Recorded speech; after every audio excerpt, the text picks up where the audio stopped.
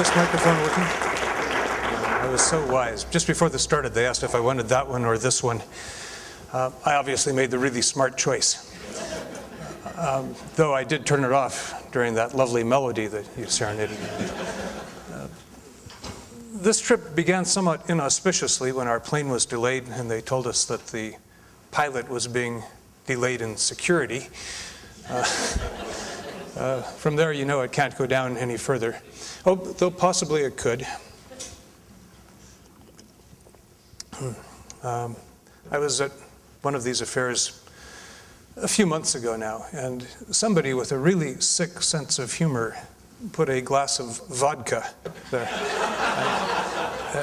They almost certainly had a much livelier talk by the end of it than you're going to be getting.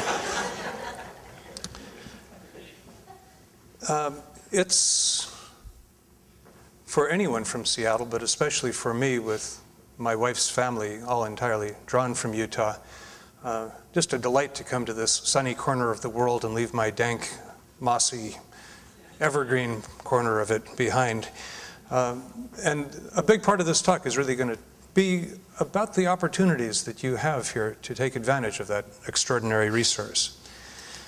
It's also an honor to help celebrate the 30th anniversary of Abram Gilley's founding of a firm that would evolve eventually into GSBS Architects. Steve told me that his name had been added at the end to make sure that you had BS in the firm.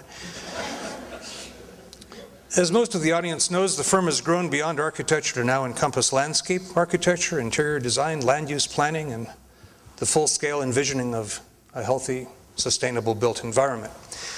Steve asked me tonight not to give a standard environmental talk because, as he put it, standard environmental talks are always either bleak or angry. And bleak and angry, he made clear, was not what he wanted. And he's right, I'm not too much into bleak and angry either. The average environmental talk reminds me a lot of an old Charlie Brown Peanuts cartoon where Charlie's lying there and wide-eyed saying, I'm lying here full of fear, asking, where did everything go wrong? And then out of the darkness comes a calm, authoritative voice saying, this is going to take more than one night.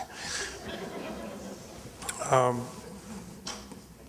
into less the gloom and more the solving of problems. You can't wring your hands and roll up your sleeves at the same time. What Steve said that he wanted was pretty ambitious, and according to my notes, I was to describe the roots of Earth Day, review lessons from the last 4 decades of environmentalism, explain why the burgeoning worldwide concern for sustainability provides a realistic new basis for hope.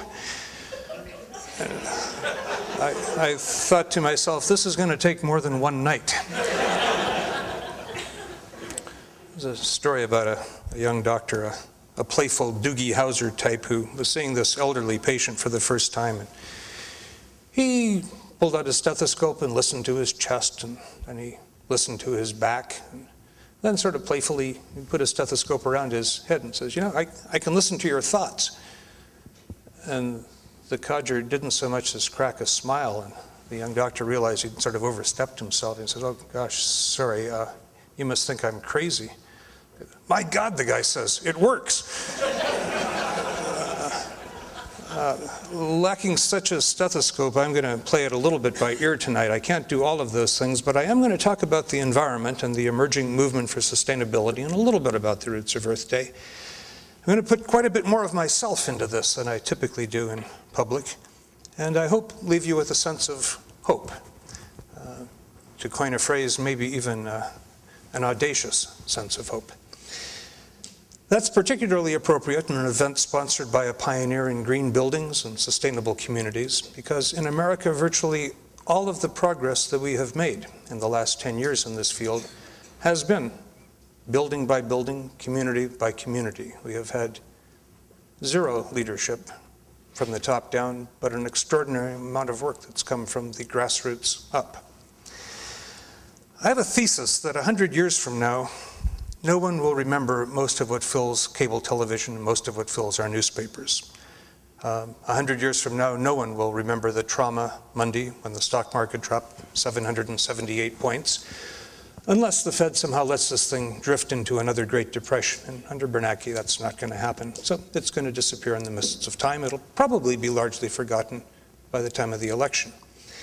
Even the war in Iraq will likely rate only a paragraph or two in 22nd century histories. What we remember today about the 18th century is not the 7 Years' War, which was the big news of the time. It completely reset the boundaries of Europe and in many of their colonies. In our particular set of colonies, it was known as the French and Indian War.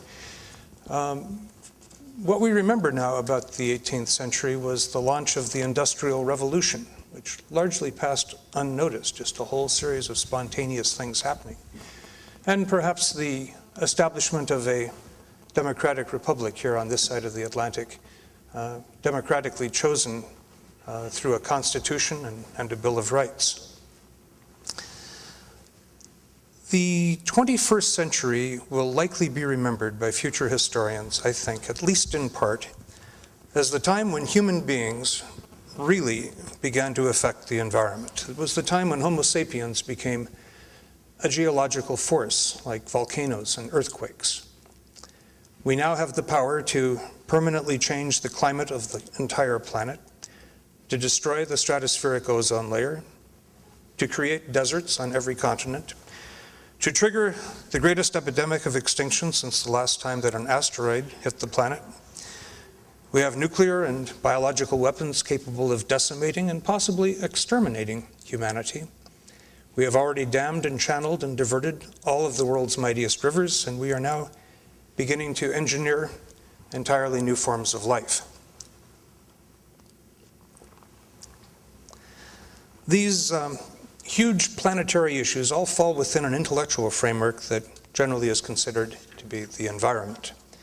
And it constitutes, in my view, the ultimate threats and the ultimate opportunities that are facing the planet. Environmentalism, properly considered, is a value-based philosophy that promotes a diverse, resilient, just, healthy, sustainable world. It applies to human society some basic rules that ecologists have discovered while researching other complex, interdependent biological communities. When I was in high school, I was recruited to take part in a summer-long institute sponsored by the National Science Foundation on ecology. It was a word that I had never heard of until I was invited to go to this program. Like all of the other students drawn from around the country, I goofed around an awful lot. I spent a great deal of time unsuccessfully chasing a young woman from Detroit. But I got around also to reading the assigned book, which was Fundamentals of Ecology by Eugene Odum. And much of it actually sunk in the way that if you're interested in science and you're young and your brain is still a sponge, stuff just sort of absorbs sometime almost without your noticing it. And then a couple years later, I got hit by the 60s. The 50s have been the decade of indolence of Ozzie and Harriet and President Eisenhower, of the Boy Scouts, beatniks. The 60s, in contrast, was a decade of activism and alienation. Many of us in college at that time were completely fed up with everything that we saw in the world and determined that we were going to do something about it. We genuinely believed that we were different than our parents' generation. We were the first generation with strontium-90 in our bones, the first generation raised on television, so that would somehow make us better. And we were absolutely convinced that somehow we were going to leave a better world than the one that we found to our children, if only we could figure out how. By the time that I was a sophomore in college, I was deeply alienated from pretty much everything. Race relations were getting really ugly in the American South. America had a vast arsenal of nuclear-tipped missiles facing off against a similar arsenal in the Soviet Union. The gross domestic product was growing and growing every year, but the quality of life in every place that touched me seemed to be plummeting. And the nation was slipping into a war that by 1964 I was convinced was a huge mistake. Now that Vietnam is competing vigorously with China for shelf space at Walmart,